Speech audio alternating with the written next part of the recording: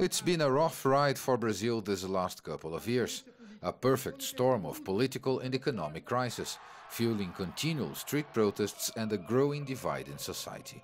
President Michel Temer's unpopular economic reform plan, mainly changes to the pension system and labor laws, is a key flashpoint in the crisis.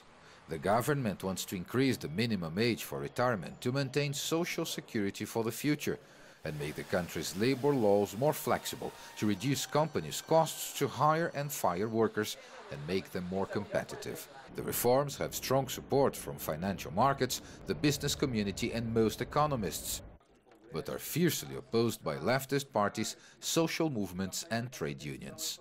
The government is attacking the people from all flanks. It's not only the pension system reform, but also the changes they want to make to labor laws that will put workers in the condition they were more than 100 years ago.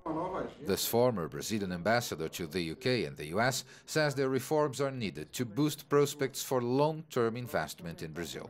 Brazil is a big market economy. Brazil is one of the 10th largest economies in the world. So despite of the crisis, if we approve those reforms and if we grow this year, I think that confidence for foreign investors and local investors, Brazilian investors, will grow. Now, there is a wait-and-see attitude.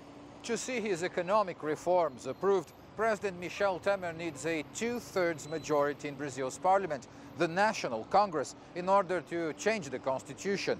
But as Temer fights for his own political survival, he may not be strong enough to achieve this. Since an alleged tape recording swept Temer into the massive car wash corruption probe, there have been calls for his resignation or impeachment, and his approval ratings are down to the single digits. This moment, the president lives a situation that is something like a dog that follows its own tail. That is, it needs to demonstrate force, passing the reforms.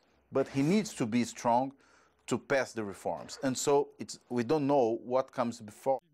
It's not clear how much power or time remains for President Michel Temer.